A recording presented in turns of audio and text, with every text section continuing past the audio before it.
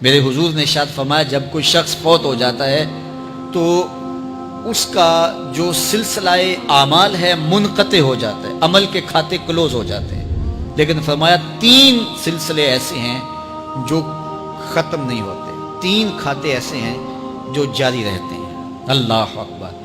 سب سے پہلے صدقہ جاریہ، دوسری بات میرے حضور نے ارشاد فرمایا علم جس سے لوگ نفع پائیں۔ اللہ اکبر۔ علم کسی کو سکھا دیا، وہ تسلسل باقی رہے۔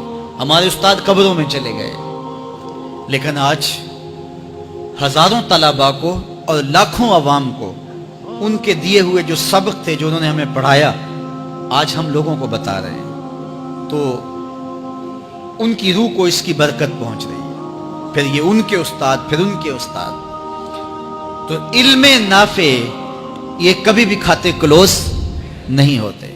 اور تیسری بات میرے حضور نے فرمایا نیک اولاد جو ماں باپ کے لیے مغفرت کی دعائیں کرتی ہے، یہ صدقہ جاریہ ہے، یہ کبھی بھی ختم ہونے والا سلسلہ نہیں ہے۔ میں کہتا ہوں کہ اولاد اگر نیک ہے، اہتمام سے دعا نہیں بھی کرے گی تو دن میں کتنی مرتبہ کہے گی ربنا اغفر لی ولوالدی، اے اللہ مجھے بھی بخش دے، میرے ماں باپ کی بھی مغفرت کر دے۔ ایک شخص کے 5 بیٹے ہیں، 4 بیٹیاں ہیں، 3 بیٹے ہیں، 4 بیٹیاں ہیں، تو اب سارے نمازی ہیں، تو روزانہ 5 نمازوں میں کتنی مرتبہ ربنا اغفر لی ولوالدی۔ تو اولاد والدین کے لیے اسپیشل دعا کرتی ہے جو ہے وہ نماز کے اندر، اور اگر اولاد صالح نہیں ہے تو نماز کے اندر دعا کرنا تو دور کی بات ہے، چونکہ وہ نماز نہیں پڑھتی، صالح نہیں ہے، تو دعا کیا کرنی ہے؟ ایسی اولادوں کو بھی میں جانتا ہوں جنہوں نے اپنی سکی ماں کا جنازہ نہیں پڑھا، سکے باپ کا جنازہ نہیں پڑھا۔ ویسے ایک ایسے بد نصیب کو میں جانتا ہوں جس نے واقعتاً نہیں پڑھا، آیا ہی نہیں، قبرستان میں بھی نہیں آیا، لیکن بہت سارے ایسے لوگوں کو میں جانتا ہوں جو قبرستان میں آئے ہیں لیکن اپنے باپ کا، اپنی ماں کا جنازہ نہیں پڑھا، جنازگاہ میں کھڑے رہے، جنازہ نہیں پڑھا۔ آپ سوچتے ہوں گے کوئی ایسا بد نصیب بھی ہو سکتا ہے؟ میں کہتا ہوں ایسے بد نصیب لوگوں کو آپ بھی جانتے ہیں۔ یہ کون بد نصیب ہیں؟ جنہیں جنازہ آتا نہیں، ساری زندگی لوگوں کے جنازوں میں رسماً کھڑے ہو کے آ جاتے ہیں، جنازہ آتا ہو تو کچھ پڑھے، جاتے ہیں ہر جنازے میں ہیں لیکن نماز جنازہ ہی نہیں آتی، تو کھڑے ہو کے لوگوں کو دیکھ کر کے سلام پھیر دیا، لوگوں کو دیکھ کر کے ہاتھ چھوڑ دیے، اور جو ہے وہ جنازہ پڑھنے گئے تھے۔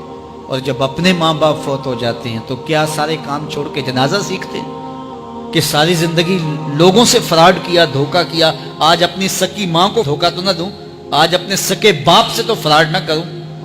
ساری زندگی جو لوگوں سے فراڈ کرتا رہا، پھر ایک دن اپنی سکی ماں سے بھی فراڈ کیا، اپنے سکے باپ سے بھی فراڈ کیا۔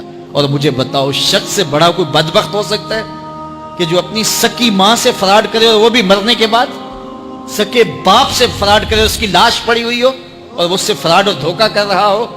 اگر اس کے اندر ضمیر ہو تو ڈوب کے مر جاتا کہ میں اپنی ماں سے فراڈ کر رہا ہوں اور اپنے باپ سے فراڈ کر رہا ہوں۔ تو یہ کتنی بڑی بد نصیبی ہے کسی اولاد کی اور کسی ماں باپ کی بھی کہ اس کی اولاد بھی اس کے لیے جنازہ پڑھنے کی صلاحیت نہیں رکھتی ہے، اور وہ کتنے خوش نصیب ماں باپ ہیں جن کا جنازہ خود اولاد پڑھاتی ہے۔ اتنی صلاحیت اور اس قدر اللہ نے ان کو خیر کی توفیق دی ہے کہ وہ خود اس قابل ہے اور اس منصب پہ ہے کہ وہ اپنے ماں باپ کا خود جنازہ پڑھائے۔ کوئی جنازہ پڑھائے بڑی برکت ہے، لیکن جس خلوص سے بیٹا دعا کر سکتا ہے کوئی اور تو نہیں کر سکتا ہے۔ تو اپنی اولادوں کو نماز جنازہ سکھاؤ، اپنی اولادوں کو دین سکھاؤ، یہ عادی بن جائے نماز کے، تاکہ بعد از انتقال دعاؤں کے سلسلے جاری رہیں۔ جو شخص روزانہ اپنے والدین کے لیے مغفرت کی دعا مانگے، والدین زندہ ہوں تب بھی، فوت ہو گئے ہوں تب بھی، علماء فرماتے ہیں ساری زندگی اس کے رزق میں بے برکتی نہیں آ سکتی۔ تو اپنے ماں باپ کو خوش رکھیے گا اگر زندہ ہیں تو، اور اگر فوت ہو گئے ہیں تو ان کے لیے دعاؤں کا سلسلہ کبھی بھی موقوف نہ ہونے دیجیے گا۔